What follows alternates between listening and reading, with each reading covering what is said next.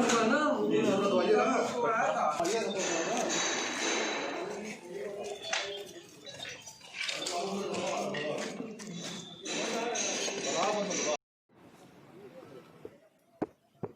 अपना पूरा परिचय दें। मेरा नाम अरुण कुमार गुप्ता है। हम बनारस के मूल निवासी हैं और हमारे ख़ानदान की बनारस में करीब 15-16 प्रॉपर्टीज़ हैं, जिसमें कैंटोनमेंट में 4 प्रॉपर्टीज़ हैं, बंगला नंबर 2, बंगला नंबर 11, बंगला नंबर 15 एंड 15B और 59 नंबर। एक माफिया सिंडिकेट 1985 से कुछ आईडीएस अफसरों के साथ मिलके हम लोग के कैंटोनमेंट की सारी प्रॉपर्टीज़ को कब्जा करके अवैध कॉमर्शियल उपयोग में ले आना चाह रहा है। हम लोगों ने उसके खिलाफ कई बार आवाज़ें उठाई हैं, लेकिन उसके बावजूद जो है होटल डी पेरिस एक विनीत कुमार करके आईडीएस है, उनके साथ उनके संरक्षण में, उनकी पार्टनरशिप में उनको रेगुलर रिश्वत दे के कब्जा कर रखा है। बंगला नंबर 2 जिसमें हम लोग रहते हैं, उसी तरह से इन लोगों ने हम लोग को बिना किसी नोटिस सर्व कराए हाई कोर्ट पे स्टे के बावजूद 2001 में ज़बरदस्ती खाली करवा दिया था। 2005 में सुप्रीम कोर्ट के स्टे के तहत वो बंगला हम लोग को वापस मिला। हम सब लोग उसमें रह रहे हैं, लेकिन उन अधिकारियों का इतना लंबा चौड़ा सिंडिकेट है कि उनमें से कोई भी सस्पेंड नहीं हुआ। अब बंगला नंबर 11 हम लोग के परिवार में 1969 की संपत्ति है। अब एक ही परिवार में 12 सदस्य होते हैं, तो 12 सदस्यों के नाम हर बंगले की रजिस्ट्री नहीं होती है।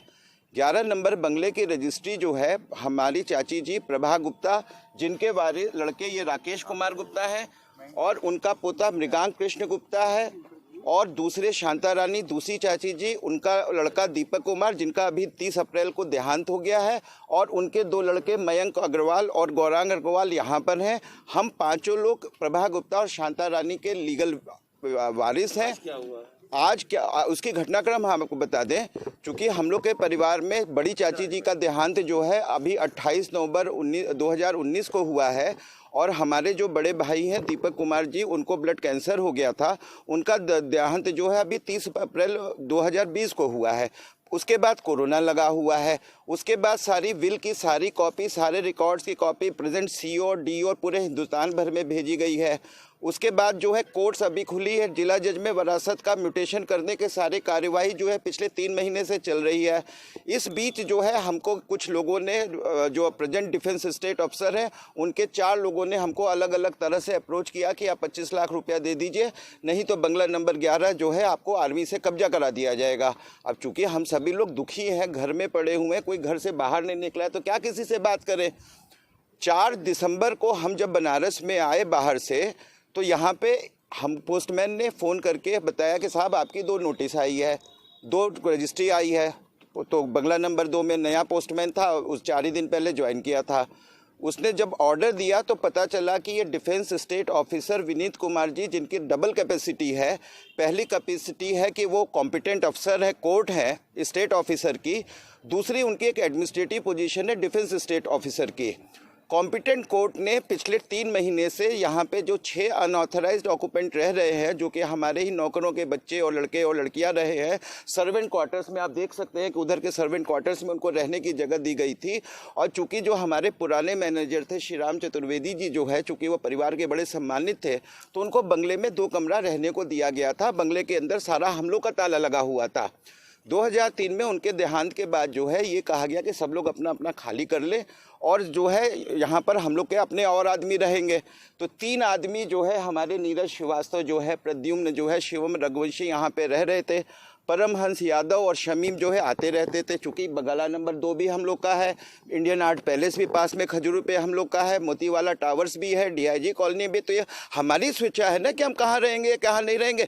एक आदमी के अगर 4 मकान हैं तो क्या चारों जगह एक साथ रहेगा? जी अभी आप अधिकारियों से बात कर रहे थे, किस तरह? नहीं, मेरी बात पूरी सुन लीजिए, तभी आपको केस समझ में आएगा, क्योंकि ये बड़ी महीन साजिश है। लोगों ने समझा है संक्षेप में। कोर्ट का ऑर्डर सिर्फ सेक्शन 5 पीपी एक्ट में सिर्फ ये है, वो भी हम लोग के 4 साल प्रयास करने के बाद रात को इनको स्वप्न नहीं आया है।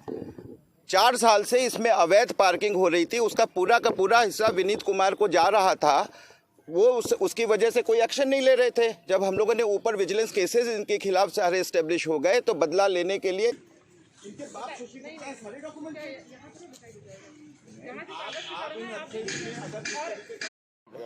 नहीं, नाम तो नहीं बताएंगे। ठीक। हाँ, रक्षा संपदा अधिकारी के आदेश 1 दिसंबर के अनुपालन में यहाँ अनऑथराइज एक्यूपेंट को यहाँ से इविक्ट किया गया है आज। कौन सा बंगला है ये बंगला नंबर 11 है। यहाँ अनऑथराइज ऑक्यूपेंट रह रहे थे। कितने वर्षों से ये 6 लोग रह रहे थे। सर कितने दिनों से कब्जा था ये काफ़ी दिनों से कब्जे में थे इनके। तो जैसे संज्ञान में आया डिफेंस स्टेट अफसर के, तो उन्होंने अपने आदेश के अनुसार जो है इनको दिनांक 18 तारीख को इनको इविक्शन के आदेश दिए। सर अभी जो मामला अभी आपके सामने आया, जो ये संज्ञान में मेरे नहीं, ये नहीं। क्या रिक्वेस्ट की उन्होंने ये तो बताइए। ये बता रहा है कि हम जो हैं वो उसके लीगल हेयर हैं और बंगला हमें मिलना चाहिए, लेकिन इन्होंने कभी रक्षा संपदा कार्यालय में अपने लीगल हेयर के डॉक्यूमेंट्स प्रस्तुत नहीं किए हैं और ग्राउंड पे ऐसी चीज़ें कैसे डिसाइड होंगी। अब इनके लिए क्या आपने अब हम कुछ नहीं कह सकते इसके अलावा। जो डिसाइड करना है वो हमारा अधिकारी करेगा।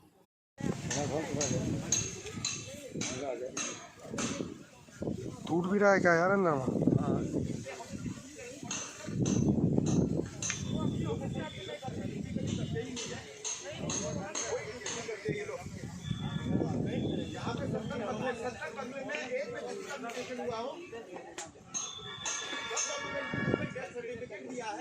की गई और कौन सा बंगला है ये बंगला नंबर 11 है और डिफेंस स्टेट ऑफिस से एविक्शन का ऑर्डर आया था, उसको एग्जीक्यूट कराने के लिए मैं और एसीएम फॉर्मादे यहाँ पे हैं, सिर्फ शांति व्यवस्था मेंटेन करने के लिए। कितनी टीमें लगाई गई हैं फोर्स की? कितनी टीमें लगाई गई हैं यहाँ पे? महिला फोर्स 12-13 की नफरी में है और बाकी पीएससी से फोर्स मंगाई गई है 1 प्लाटून।